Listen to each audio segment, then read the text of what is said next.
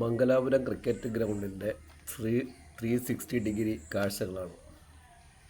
ഇത് തിരുവനന്തപുരം ജില്ലയിലെ കേരള ക്രിക്കറ്റ് അസോസിയേഷൻ്റെ കീഴിലുള്ള മംഗലാപുരത്തുള്ള ക്രിക്കറ്റ് ഗ്രൗണ്ടാണ്. ഇവിടെ അണ്ടർ 30 കളിയുടെ അമ്പയറിങ്ങിന് ഞാൻ പോയിരുന്നു. 13/5/2026 under 30 district panel cricket team രൂപീകരിക്കുന്നതിൻ്റെ ഭാഗമായിട്ട് അവർക്ക് കിട്ടിയ 6 മാച്ചുകളുടെ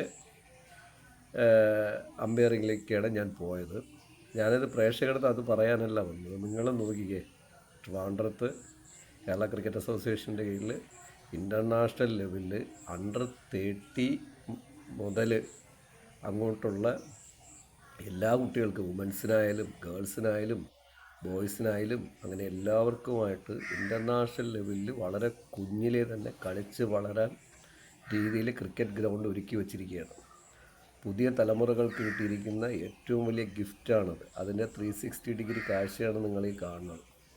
നിങ്ങൾക്ക് ഇൻ്റർനാഷണൽ ലെവലിൽ ഒറിജിനൽ പിച്ചിൽ വിരാട് കോഹ്ലി കളിക്കും പോലെ, സൗരവ് ഗാംഗുലി കളിക്കും പോലെ, കപിൽ ദേവ് കളിക്കും പോലെ, അങ്ങനെ ഏത് സാധാരണക്കാർക്കും കളിക്കാൻ പറ്റുന്ന നിലയിലാണ് ഇപ്പോൾ ഒരുക്കിയിരിക്കുന്നത്. ഒരു 10 വർഷം 15 വർഷം മുമ്പ് നിങ്ങൾ നോക്കിയേ, നിങ്ങൾക്ക് ക്രിക്കറ്റിൽ ഗ്രൗണ്ടെന്ന് പറയുന്നത് കാണാൻ പോലും പറ്റില്ല.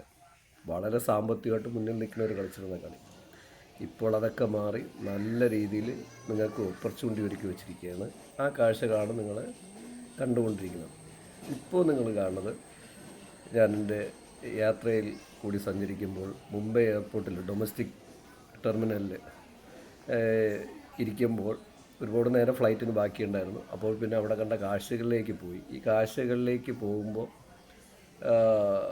ഇതിൻ്റെ എൻഡിൽ ഒരു നല്ലൊരു ഫീലിങ്സ് ഉള്ള സീനുണ്ട്. അത് കണ്ടിട്ടാണ് ഞാനിത് എടുക്കുന്നത് തന്നെ.